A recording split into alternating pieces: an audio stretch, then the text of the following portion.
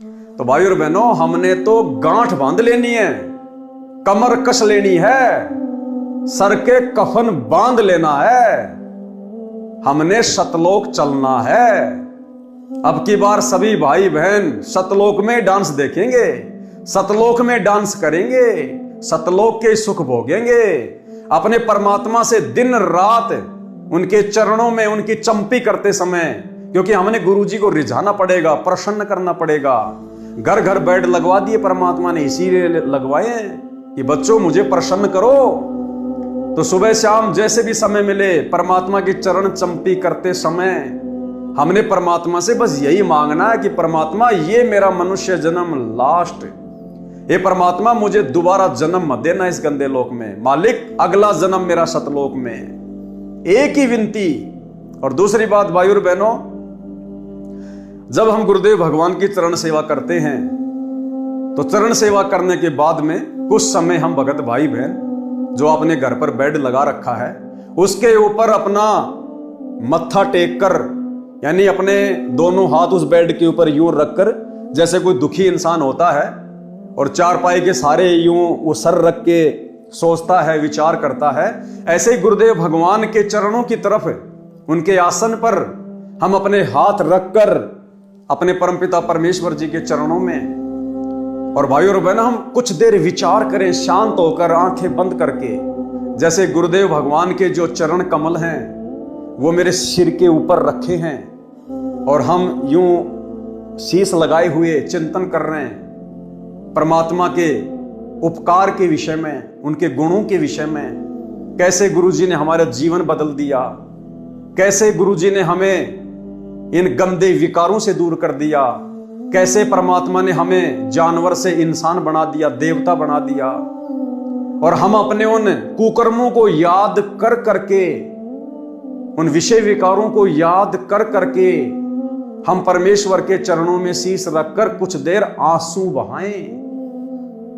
यानी जब भी हम गुरुदेव के चरणों की सेवा करें तो भाई और बहनों ये चिंतन करते हुए संसार की सारी चिंताओं को साइड में रख के 10, 15, 20 मिनट जितना भी आपका मन करे हमारी आंखों से आंसू निकलने चाहिए।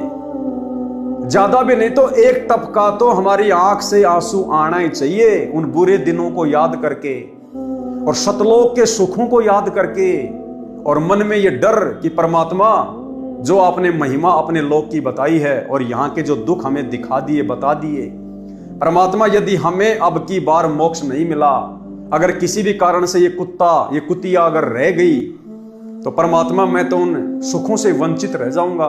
फिर ना जाने हजारों करोड़ों लाखों युगों बाद ना जाने कब इस कलयुग की पिछली पीढ़ी में आप मेरा हाथ पकड़ोगे।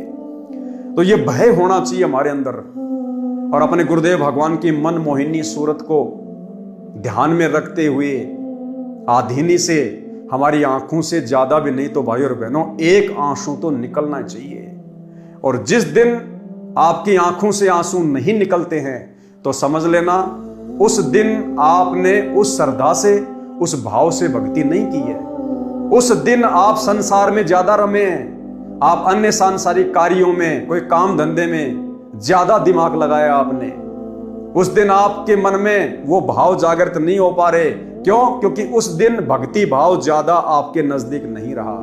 अन्यथा जब भी हम गुरुदेव के चरणों की सेवा करें और कुछ देर उनके चरणों में अपना माथा रखकर चिंतन करें, ऑटोमेटिक भाई और बहनों आंसू आने चाहिए। और आएंगे यदि हम शांत स्वभाव में बैठ के इस परमेश्वर के द्वारा किए गए उपकारों को याद करेंगे कि परमात्मा आपने हमें नव जीवन दिया। नव जीवन मालिक मेरी श्वासें शेष नहीं थी। उन घटनाओं को याद करो जब कभी आपका एक्सीडेंट हुआ होगा, कभी आप रोगी हुए होंगे, कभी आपके ऊपर कोई हार्ट अटैक आया होगा, ऐसी किसी बीमारी ने आपको घेरा होगा, भले नाम दीक्षा से पहले, संकल्प से पहले, उस समय भी यही परमात्मा हमें बचाने वाला था।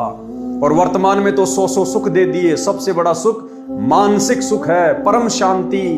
हमें दुनिया की आग से दूर कर दिया, विषय वासनाओं से दूर कर दिया, हमें मोक्ष का मार्ग दे दिया। तो इतना सब कुछ जो गुरुदेव ने हमारे ऊपर उपकार किया है, यदि हम इसको याद करेंगे 5 मिनट भी, तो भाई और बहनों ऑटोमेटिक आत्मा रोएगी, आंखों से आंसू आएंगे। और जिस दिन आंसू नहीं आ रहे हैं तो समझ लेना उस दिन आपकी भक्ति उस हिसाब से नहीं हुई है जितनी होनी चाहिए थी।